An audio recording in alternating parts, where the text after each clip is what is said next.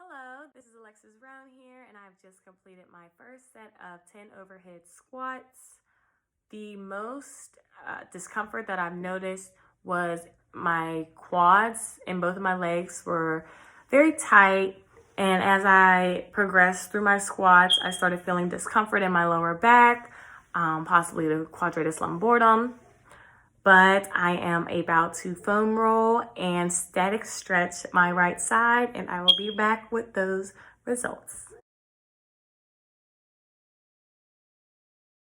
All right, so I just completed my second set of overhead squats. The most restriction and tightness that I felt during my static stretching was in my calf area. That's Luna. I believe that my calves were tighter during my static stretching because my hamstrings are pretty strong, which is why I probably had that discomfort and weakness in my quads with my initial squatting. I didn't have an issue rolling out my calves last week, but there was still tenderness around my tensor fasciae latae muscle.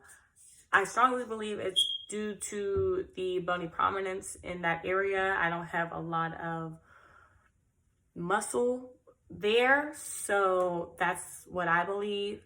However, my squatting felt a lot looser on my right side, in my hip flexor area, as well as the discomfort in my back went away.